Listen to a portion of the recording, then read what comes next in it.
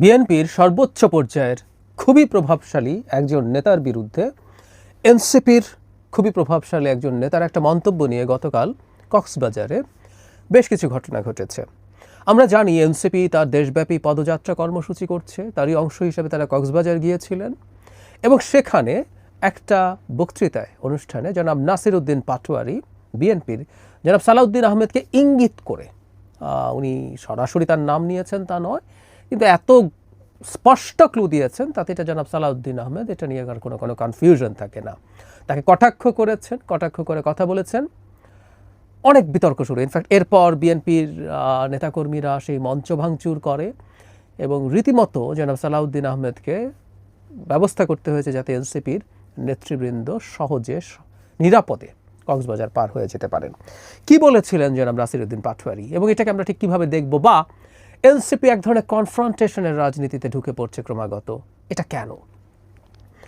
নাসির উদ্দিন পাটোয়ারি বলছেন, আগে আওয়ামী লীগের আমলে নারায়ণগঞ্জে বিখ্যাত গডফাদার শামীম ওসমান ছিল, এখন শুনছি কক্সবাজারের নব্য গডফাদার শিলং থেকে এসছে। এই যে শিলং থেকে এসছে, ইটস সো ক্লিয়ার জনাব সালাউদ্দিন আহমেদকে তিনি বলছেন। তারপর বলছেন ঘের দখল করছে, মানুষের জায়গা জমি দখল করছে, চাঁদাবাজি করছে, তার নাম না বললাম, আবার নাকি সে সংস্কার বোঝে না। খুবই ইম্পর্টেন্ট একটা ব্যাপার। বিএনপির কিছু নেতা সাম্প্রতিক সময় এনসিপির নেতাদের সম্পর্কে খুবই বাজে মন্তব্য করেছেন এবং এর মধ্যে স্ট্যান্ডিং কমিটির মেম্বার আছে বা খুবই পুরনো পোড় খাওয়া নেতা আছে। কেউ কেউ এটার সাথে প্যারালাল টেনে বলছেন বিএনপি পারবে, এনসিপিকে পারবে না। উত্তর হচ্ছে না, দুটো একেবারেই কম্পেয়ারেবল না। এনসিপির বিশেষ ফ্লোতে ভেসে যাওয়া বলে যা বলা হয়েছে, কোনো রকম কোনো নেতার বিরুদ্ধে স্পেসিফিক ফৌজদারি অপরাধের অভিযোগ করা হয় নাই। জনাব নাসির উদ্দিন পাটোয়ারি জনাব সালাউদ্দিন আহমেদ সম্পর্কে ভয়ঙ্কর কতগুলো ফৌজদারি অপরাধের অভিযোগ করেছেন। এগুলো যদি সত্য হয়, তার মানে একটা জেনারেলাইজড কমেন্ট করা, সেটা স্ল্যাং হতে পারে, কিন্তু সেটা কাউকে এইভাবে অপরাধে অভিযুক্ত না করা হলে সেই তুলনায় এটা বিভৎস। আমরা তো এই প্রশ্ন করতেই পারি, এনসিপি তাহলে কেন ভুক্তভোগীদেরকে দিয়ে এখানে মামলা করানোর ব্যবস্থা করছে না, অথবা ফৌজদারি অপরাধের ক্ষেত্রে পুলিশও তো বাদী হয়ে মামলা করতে পারে, এই সরকার তো তাদেরই, তারা সেই ব্যবস্থা করছেন না কেন?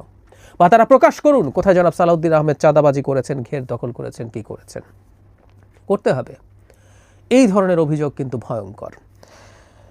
এটাও সত্য, এই অভিযোগের পর সবচেয়ে উচিত হতো বিএনপি টলারেন্স দেখালে। বিএনপির নেতাকর্মীরা যতই ভালোবাসায় আঘাত পেয়েছেন, তাই এসব করেছেন, এগুলো আমরা আসলে বর্তমান গণতান্ত্রিক প্রেক্ষাপটে, ভবিষ্যতের গণতান্ত্রিক প্রেক্ষাপটে গ্রহণ করি না, কোনোভাবেই গ্রহণ করি না। বিএনপি এই কাজটা না করা উচিত হবে। ভবিষ্যতেও বিএনপির উচিত হবে তাদের এই নেতাকর্মীদেরকে সামলানো।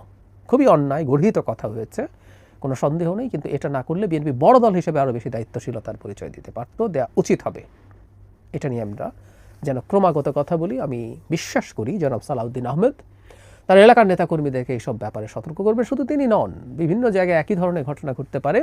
বিএনপির সকল নেতার উচিত হবে এই ধরনের বার্তা তাদের এই ধরনের পর্যায়ে পৌঁছে দেয়া, যাতে তারা এরকম কিছু না করে। এখন আসলে মূল আলোচনাটায় যেতে চাই যে এনসিপি কেন এমন করছে, বা নাসির উদ্দিন পাটোয়ারিকে কি সিলেক্ট করেছে, বা কেউ এই প্রশ্ন করতে পারেন এটা নাসির উদ্দিন পাটোয়ারির ব্যক্তিগত মতামত নাকি এনসিপির মতামত। যেন পাটোয়ারি রিসেন্ট সময়ে নানা রকম বিতর্কিত মন্তব্য করছেন। আমাদের মনে হয় অন্তত দুটো মন্তব্য, বিএনপি 50 থেকে 100 সিট পাবে, এটা হলো 400 সিট, মানে ওরা ধরেই নিয়েছেন সংস্কার হয়ে 400 সিট হবে, আর এনসিপি 300-র মতো সিট পাবে বলে তিনি মনে করেন। এইসব বলে প্রচুর ডিবেটে আসছেন, ঠিক আছে, আমরা এভাবে দেখতেই পারি। কিন্তু যারা পাটোয়ারি যেহেতু আগে বলছেন, এখন আবার বলেছেন, তার মানেটা হলো এই, আমরা ধরে নিতে পারি এগুলো এনসিপি তাকে অ্যাসাইন করেছে এভাবে বলার জন্য, এটা এনসিপি চায়। মাত্র কয়েকদিন আগেই গোপালগঞ্জে একটা কনফ্রন্টেশনাল পরিস্থিতি তৈরি হয়েছিল।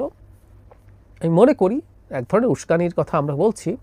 মার্চ টু গোপালগঞ্জ, অবশ্যই মনে হতে পারে পদযাত্রা কেন মার্চ হয়ে যাবে, কিন্তু এটা না হলেও সমস্যা হতে পারত। কিন্তু ওখানে একটা কনফ্রন্টেশন এবং সেটার রিয়াকশানে তারা আবার নানান কিছু বলছে, এটা তাদের রাজনীতিতে সাহায্য করছে, তাদেরকে প্রাসঙ্গিক করে রাখছে। রাজনীতিতে রেলেভেন্স ইজ ভেরি ইম্পর্ট্যান্ট। ঠিক একইভাবে এখন কক্সবাজারে এই ঘটনা ঘটার পর তারা আবার প্রাসঙ্গিক হয়ে উঠলেন, তাদেরকে নিয়ে কথাবার্তা বলছি। নেগেটিভভাবে কথা বলেও যদি কেউ বলে থাকেন, সেটাও তারকে নিয়ে আলোচনাই হয়, এটাই নিয়ম। গতকাল 3টা টকশোতে পার্টিসিপেট করেছি এবং 3টাতে এনসিপি অবধারিতভাবে আলোচনায় এসছে, তাদেরকে নিয়ে কথা হয়েছে। আর এনসিপি অন্তত দেখাতে পারছে তারা আওয়ামী লীগের মার খায়, তারা বিএনপির মার খায়, এবং তারা বিএনপি এবং আওয়ামী লীগকে একই রকম কিছু সেই হিসাবে তারা দেখানোর চেষ্টা করতে পারে এই ঘটনাগুলোর প্রেক্ষাপটে। কিন্তু আমরা খেয়াল করছি যে এই দেখানোর মাধ্যমে আসলে তাদের কতটুকু বেনিফিট হবে। জনাব সালাউদ্দিন সম্পর্কে তাদের কিছুটা ক্ষোভ আছে আমি ধারণা করি, কারণ উনি সংস্কার বোঝেন না, এটাও ইঙ্গিত করেছেন জনাব পাটোয়ারি। জনাব সালাউদ্দিন আহমেদ বিএনপির হয়ে ঐক্যমত্য কমিশনে পার্টিসিপেট করছেন এবং খুবই এনগেজিং ওয়েতে করছেন। প্রতিদিন প্রতিটা সেশনে যান, পুরো সময় থাকেন, প্রচুর হোমওয়ার্ক করে যান বলে আমি এই কমিশনের সূত্র থেকেই শুনেছি, বা যারা পার্টিসিপেট করেন। ফলে তিনি তার জায়গা থেকে তার দলের যে চিন্তা সেগুলো উনি ওখানে এক্সপোজ করেন, এগুলো ডিফেন্ড করেন, এবং বলা বাহুল্য অনেকগুলো এনসিপির চিন্তার সাথে তাদের অ্যালাইনমেন্ট নেই। বিশেষ করে আপার হাউস প্রপোর্শনাল রিপ্রেজেন্টেশন হবে কি না, ন্যাশনাল কনস্টিটিউশনাল কাউন্সিল হবে কি না, পরে সেটা কমিটি করা হচ্ছে, এগুলো করবে কি না, এটা নিয়ে সিরিয়াস ধরনের ডিবেট আছে। সেই ক্ষোভটাই বোধ করে এখানে উগরে দেওয়ার চেষ্টা হয়েছে এই ধরনের বিভৎস অভিযোগ করে। তার মানে আমরা যে কথাটা বলতে চাইছি, এনসিপি এখন বিএনপির বিরুদ্ধে খুবই স্পেসিফিক অভিযোগ করছে। এখন এনসিপির আরেকটা জিনিস আমরা একটু যোগ করবো, মানে যে জায়গাগুলো একসময় তারা ধরতেন না। জনাব তারেক রহমান সম্পর্কে একই ধরনের মতো শিলং, মানে জনাব সালাউদ্দিন আহমেদ সম্পর্কে আরেকজন নেত্রী একই রকম কথা বলেছেন, শিলং পালিয়ে গেছেন। জনাব তারেক রহমান সম্পর্কে লন্ডনকে ইন্ডিকেট করে কথা বলা হয়েছে যে কেউ ভারতে পালায় আর কেউ লন্ডনে থাকে, খুবই গুরুত্বপূর্ণ নেতা। এই ধরনের মন্তব্য জনাব তারেক রহমানকে ইন্ডিকেট করেছেন, মানে জনাব তারেক রহমান আক্রমণের জায়গায় গেছেন। শুধু সেটা না, বেগম খালেদা জিয়ার প্রতি এক ধরনের আপাত শ্রদ্ধা দেখানো এনসিপি বেগম খালেদা জিয়াকে খোঁচা দিয়েছেন। জনাব নাহিদ ইসলাম, আমি এনসিপির যাকে সবচেয়ে শান্ত, ধৈর্যশীল এবং গভীর ইমোশনের মানুষ মনে করি, যিনি অন্তত উটকো কথা, ফাটকা কথা বলে ফেলেন না এরকম, জনাব নাহিদ ইসলাম বলছেন, আমরা গোপালগঞ্জের নাম পরিবর্তন করে দিতে আসিনি। স্পষ্টভাবে বেগম জিয়াকে ইন্ডিকেট করেছেন। আমাদের মনে আছে নিশ্চয়ই, তার বাড়ির সামনে বালির ট্রাক রাখাকে কেন্দ্র করে তিনি ক্ষুব্ধ হয়ে ধরে একটা মন্তব্য করেছিলেন।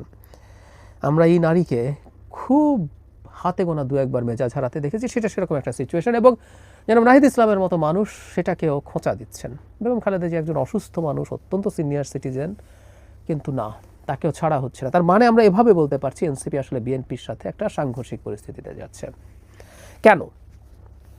ওই যে বললাম, প্রথম একটা হলো প্রচুর আলোচনা এবং সোশ্যাল মিডিয়াতে আলোচনা, মানে তাদের তো খুবই তরুণ, তাদের জেনারেশনটা সোশ্যাল মিডিয়ার ইন্টারাকশনের মাধ্যমে বেড়ে উঠেছেন, সুতরাং তারা প্রচুর ইন্টারাকশন, প্রচুর রিয়াকশন না পেলে সম্ভবত তাদের ভালো লাগে না, তারা সেটা করেন, এবং তারা মনে করছেন এই কনফ্রন্টেশনের মাধ্যমে তারা যদি হামলার শিকার হন সেটা তাদের প্রতি সিম্প্যাথি তৈরি করবে, শুধু আলোচনা না, সিম্প্যাথিও তৈরি করবে।